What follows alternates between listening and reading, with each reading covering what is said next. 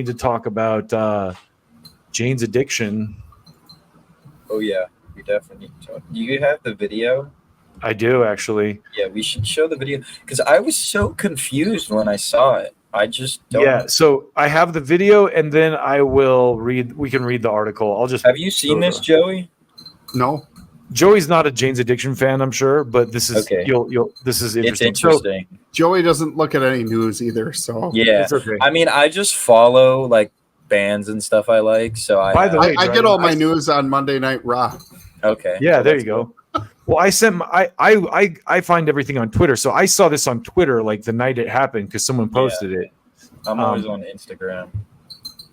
Instagram's pretty good, but I think Twitter is just a little bit better. It's Anyway, not that good, but it's very easy, and I've been using it for. So this is the song Mountain Song. We'll start it like right here, but afterwards we'll read Perry's wife's account of what happened. So check this out.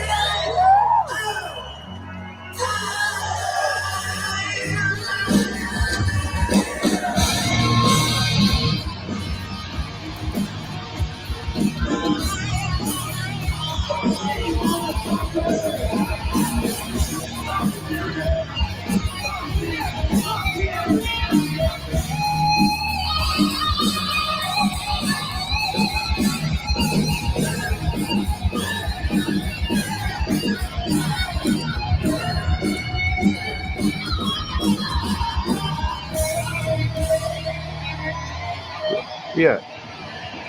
Like, what the fuck?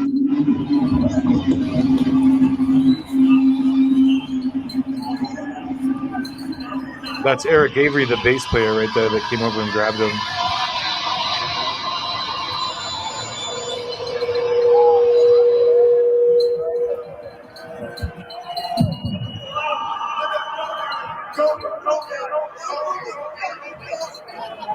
Who's he? He's talking to someone in the front.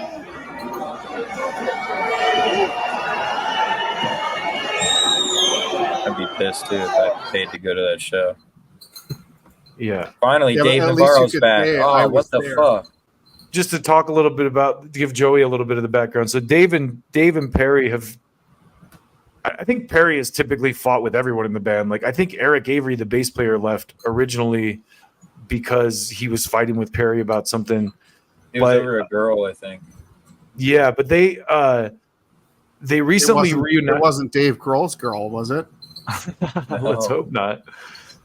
They recently reunited, and they did it like Dave Navarro, the guitar player, wouldn't go on tour. Like it was like Troy Van Leeuwen, I think, from Failure and Queens of the Stone Age, who played guitar, and then they finally got Dave Navarro back, and this happens.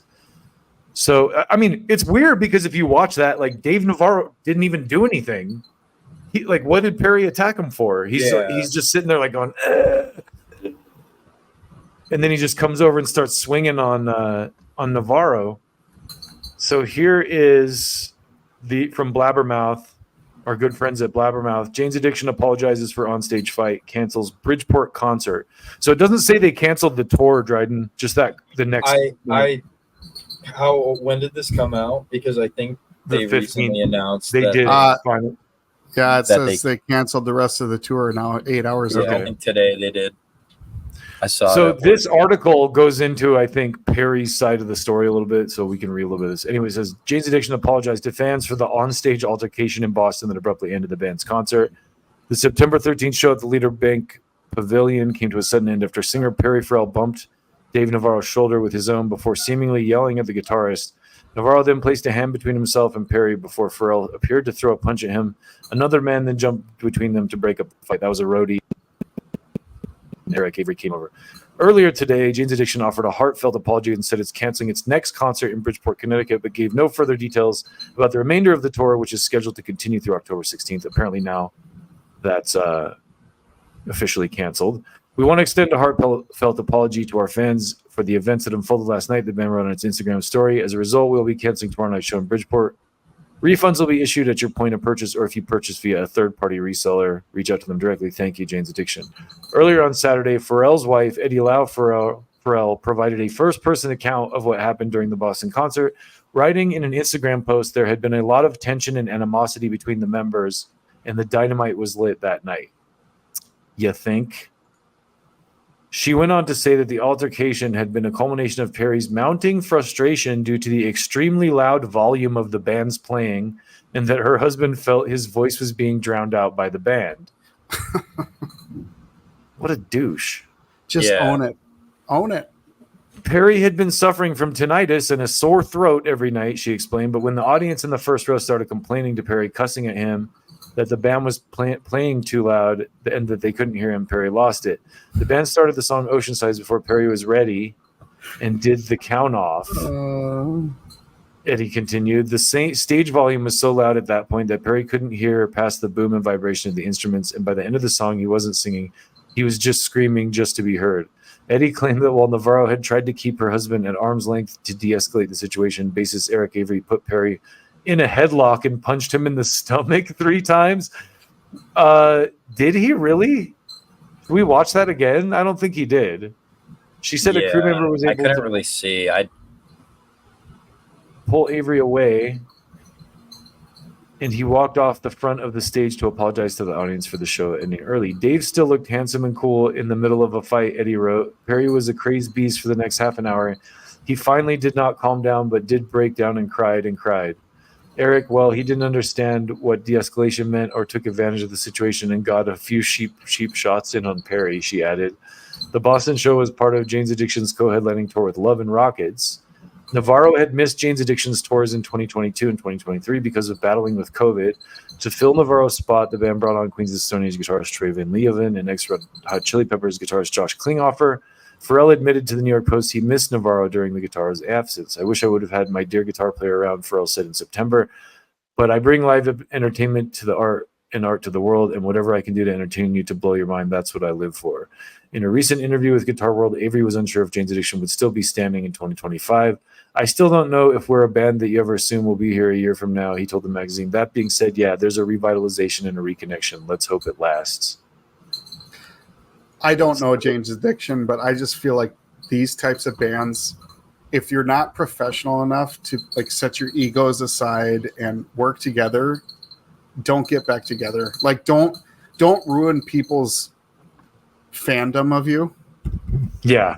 By acting like toddlers, like just hanging up. My question is, how is it the band's fault that the sound is too loud? Like that's the sound guy mostly problem. The sound guy's problem and the monitors and the shit that's happening. Like that's not. I don't know if that's the band's fault entirely.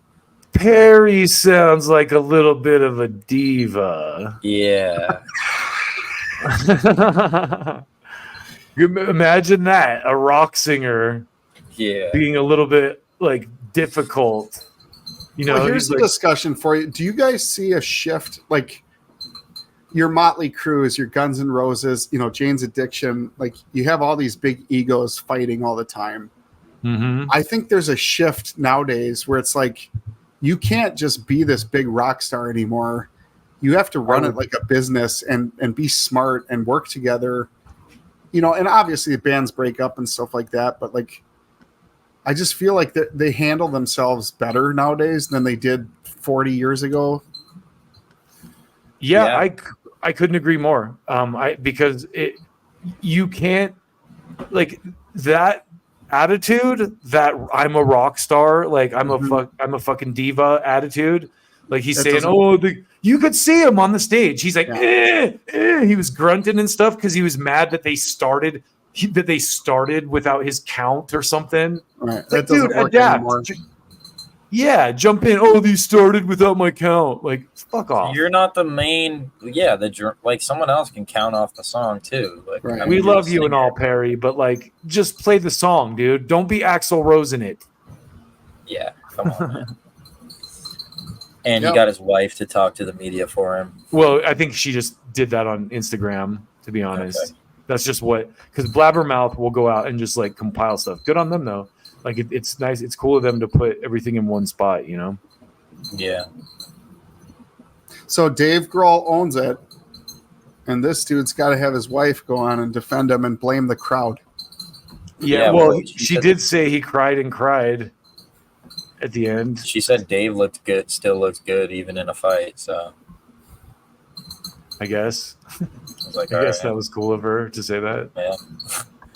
I mean, Jane's Addiction, honestly, Joey, they're a cool band because they kind of bridged the gap between like glam rock and alternative. I gotta look up, see if I know any of their songs. I might know some of their songs. So the thing about Jane's that sucked is like the single they had was "Been Caught Stealing," which is a good song, but it's not a good representation of who they are as a band. Like they're a like metal, they're like a heavy band, but they like Perry has a really unique voice. So like songs like 3 Days or like Then She Did is like one of my favorite Jane's Addiction song. It's about his mother. And it's like a 7-minute like epic song, but it's like brilliant. It's like a Led Zeppelin or like a Tool song almost. You know what I mean? It has all these like dynamic changes to it and this like crescendo, this like beautiful crescendo with like string arrangements and stuff, you know. They're an amazing band. Dave Navarro is one of my favorite guitar players of all time. On the Chili Peppers album he did, there's a song called One Big Mob where Dave Navarro makes his guitar sound like a crying baby. Like it's crazy. Wow. He's an amazing I've guitarist. heard the Jane Says song. Yeah, Jane Says is like one of their popular ones too. That's a good song. Or But like Stop is like probably of all their popular stuff, I would say Stop is the best of their popular That's the stuff. way I found out about them is Stop. Huh. Yeah. But I like Ritual a lot better than I like. Well, I guess that's on Ritual. I honestly like Ritual. Nothing Shocking. I like Nothing Shocking too, but I like the like long droniness and like you're saying the crescendo of a lot of the songs and So there's a song on Ritual Dealer Habitual Joey called what's it called? The one that's like This Land is Dangerous, but it has a violin. Yeah, it's like a drum and a drum part and a violin. Like it's the coolest song. When I was a boy. I'll check it out, but just watching dude's behavior, I don't even want to be a fan. Yeah. No. You're definitely not. He did. Like, Perry Farrell did Lollapalooza, right? He like made Lollapalooza was his Lollapalooza. Lollapalooza was his invention, really. Okay. What's the song on Ritual you want? Been Caught Then Stealing? She Did. Then She Did, I think, is like one of the most epic Jane songs. Like it's the best song because I think it's like one of those songs that if you don't know Jane's Addiction, like you know them for Jane Says or like Been Caught Stealing, and Then She Did is like almost like a Led Zeppelin or a Tool type track, you know? I'll check it out.